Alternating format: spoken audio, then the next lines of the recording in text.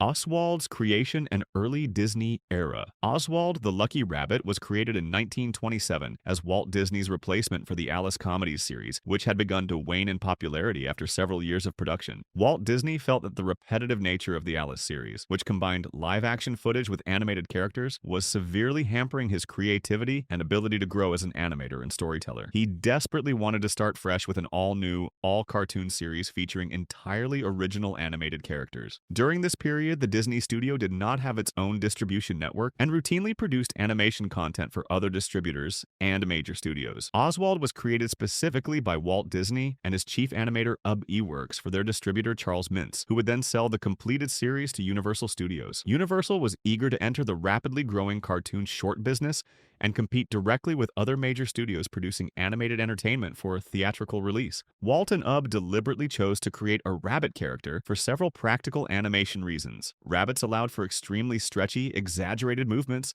that worked perfectly for slapstick comedy sequences. Universal Studios was given significant creative control over the project, including the authority to literally pull the character's name out of a hat, which is how Oswald was ultimately selected. This seemingly innocent decision would later prove significant, as it established Universal's ownership stake in the character from the very beginning. Oswald became Disney's first leading cartoon character, and one of the first animated characters ever created to display distinct personality traits and individual characteristics. Walt Disney famously stated his creative philosophy about character development. "I want the characters to be somebody. I don't want them just to be a drawing." He specifically described Oswald as peppy, alert, saucy, venturesome, neat, and trim, establishing a clear personality profile that would guide the character's development throughout the Disney era. Poor Papa and the First Redesign. Disney's first completed Oswald short was 1927's Poor Papa, which featured what appeared to be an older, grayer, and significantly fatter version of the character. In this initial design, Oswald was depicted wearing large, prominent suspenders as part of his standard outfit. However, this early version didn't exhibit many of the characteristics that would later define Oswald in subsequent theatrical shorts. Poor Papa was immediately rejected by Universal Studios executives, who found that Oswald was completely overwhelmed by numerous other ancillary characters appearing throughout the short. At no point during the cartoon did Universal find Oswald to be outstanding or memorable enough to carry the series as a lead character. Additionally, Universal harshly criticized Oswald's physical appearance as being far too sloppy and fat for their commercial standards. Universal demanded a complete reconceptualization of the character to make him appear significantly younger and more energetic, specifically requesting what they described as a more Chaplin-esque personality that could support sophisticated physical comedy.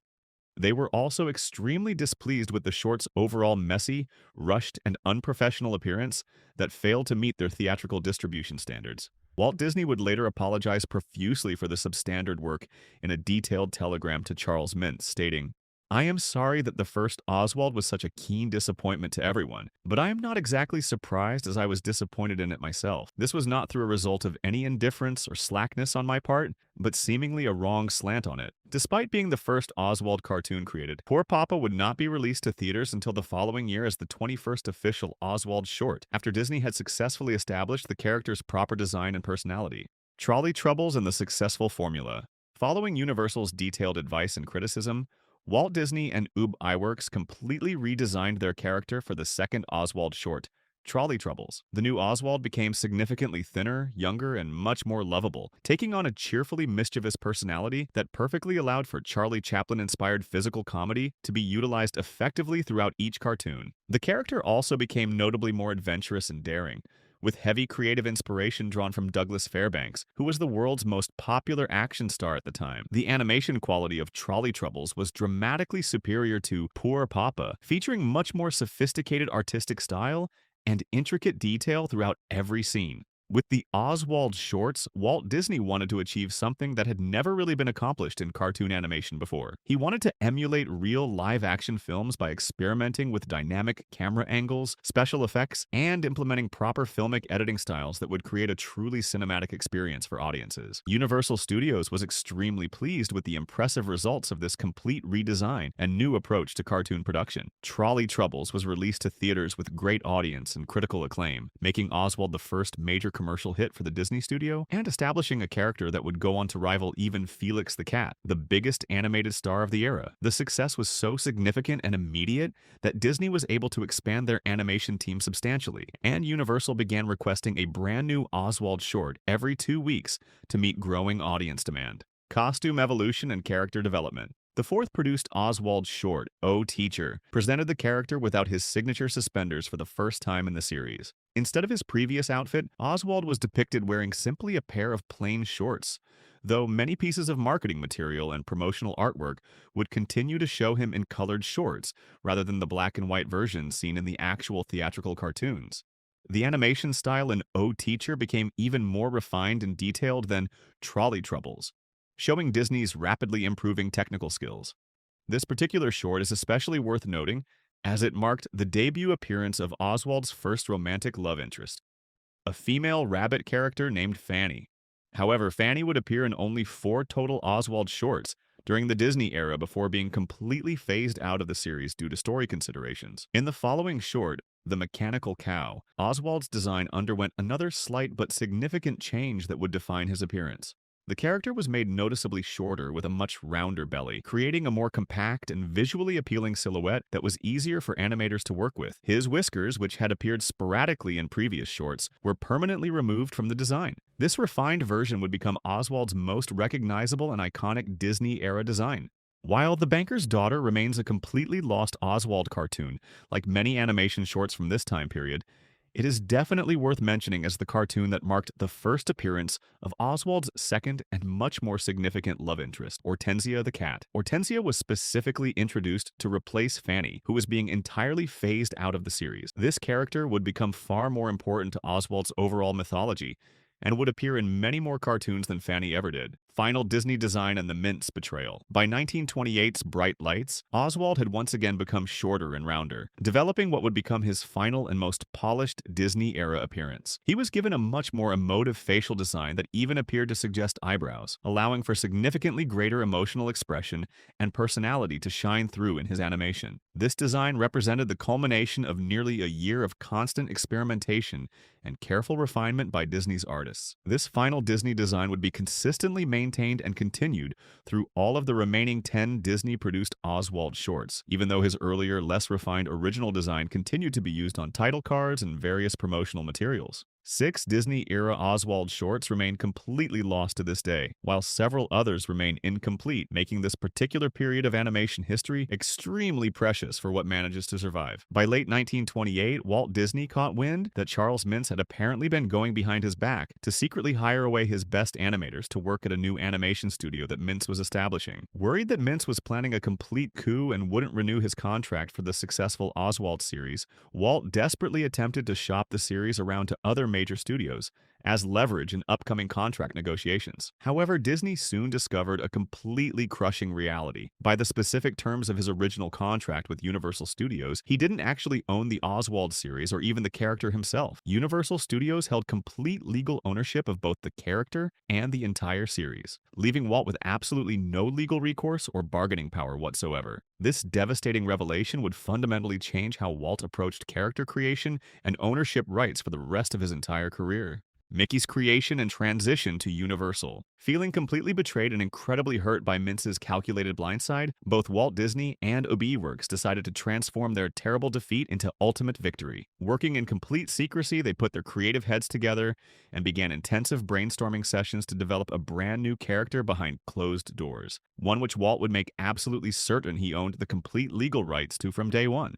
Through their collaborative brainstorming efforts, Walt and UB developed a mouse character, which they would christen Mickey Mouse. When Mickey's first theatrical short was released that same year in 1928, he became an immediate sensation and instant hit, who proved significantly more popular and commercially profitable than Oswald had ever been. Mickey Mouse would soon become the most famous and recognizable cartoon character in the entire world. Meanwhile, Charles Mintz took control of the Oswald series and hired away most of Walt's former animation team to work at his newly established animation studio. Mintz would produce 25 additional Oswald shorts throughout the remainder of 1928, maintaining the established Disney design to ensure a completely seamless transition for audiences who wouldn't know about the dramatic behind the behind-the-scenes ownership changes. However, the Oswald shorts rapidly became less and less popular under Mintz's creative control, even despite the revolutionary introduction of synchronized sound technology that was transforming the entire animation industry. The continuously declining quality and audience interest eventually led Universal Studios to fire Mintz entirely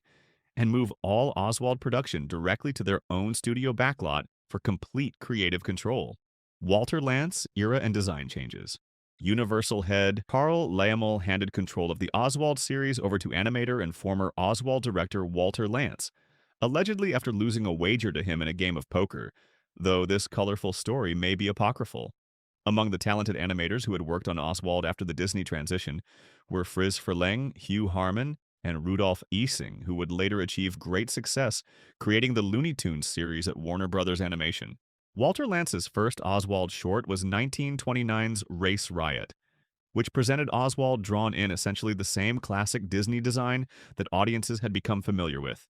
However, the character appeared slightly taller than in his final Disney shorts, with somewhat more angular facial features that reflected Lantz's personal animation style and artistic preferences.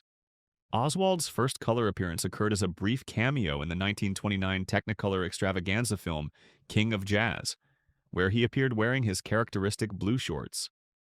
This would be one of Oswald's only classic-era color appearances, making it particularly significant for showing how the character would look in full Technicolor during his early years. Oswald remained largely unchanged in design for close to 30 shorts under Walter Lantz's creative control, but gradually began acquiring new costume elements that made him increasingly resemble his spiritual offspring, Mickey Mouse. In 1930s, The Navy, he was given shoes for the very first time in the character's history. 7 shorts later in Shipwrecked, Oswald received gloves, and 11 shorts after that in The Hunter, he was shown wearing a shirt for the first time while sporting a much larger, cuter head with visible teeth, shorter ears, and significantly larger eyes, using the popular pie eye animation style. Realistic redesigns and series conclusion. In 1935's Case of the Lost Sheep, Oswald underwent his most drastic and shocking redesign in the character's entire history, so dramatic that he appeared almost as a completely different character. Instead of appearing as a stylized, caricatured cartoon rabbit, Oswald would instead appear as a realistic rabbit with natural white fur and more believable proportions. Interestingly, perhaps as a deliberate nod to Iwerks' original Disney-era design, this realistic version of Oswald was once again depicted wearing suspenders. The series underwent a minor but significant renaming during this period, changing from Oswald the Lucky Rabbit to simply Oswald Rabbit, dropping the lucky designation that had been part of his identity since creation. After appearing in this more realistic rabbit design for a total of 17 theatrical shorts, Oswald was scheduled for one final major redesign. Debuting in 1937's Buddy System, Oswald appeared in a somewhat similar realistic design where he maintained his appearance as a more traditional rabbit, but would take on some of the thinner, cuter, and more stylized characteristics reminiscent of the earlier Disney-era Oswald designs. This created an interesting hybrid approach that attempted to combine the best visual elements from both the classic cartoon era and the more recent realistic period. Oswald appeared in this final design iteration for 17 additional theatrical shorts until the entire series was brought to a definitive end in 1938. The continuously declining quality of production and dwindling audience popularity made the series no longer financially viable for Universal Studios to continue producing. Meanwhile, Walt Disney's wholly owned creations, Mickey Mouse, Donald Duck, and Goofy, were rapidly growing in both popularity and critical acclaim, proving the value of character ownership. Final appearances and modern Disney recovery. Walter Lantz experienced his biggest career success in 1940 with the debut of Woody Woodpecker. Oswald made one final starring theatrical appearance in 1943's Swing Symphony short The Egg Cracker Suite, appearing in full color as a gray and white rabbit with red pants and more angular design features. After retiring from theatrical shorts, Oswald appeared extensively in comic books from the 1940s through 1960s, with wildly inconsistent artistic interpretations, gradually fading into complete obscurity. In 2006, Disney CEO Bob Iger made a historic deal with Universal Studios, trading sportscaster Al Michaels' contract to NBC Sports in exchange for Oswald's rights and the original 26 Disney shorts. Since then, Disney has primarily used Oswald in epic Mickey video games, 2010, 2012, theme park appearances, and brief cameos in modern Mickey Mouse productions. Oswald appeared in 2013's Get a Horse, his first Disney cartoon in 85 years, and Disney Japan created his first solo cartoon since the 1920s as a Christmas greeting. However, despite being safely back in Disney's hands after 78 years away, Oswald's modern role remains limited as public awareness never reached the levels Disney hoped for when they reacquired their original star. That's the complete evolution of Oswald the Lucky Rabbit from Disney's first star to his modern return. I'll be breaking down more classic cartoon histories just like this one, so if you're into these deep dives, make sure you stick around. Don't forget to hit that subscribe button if you haven't already. I appreciate you watching, and I'll see you in the next one.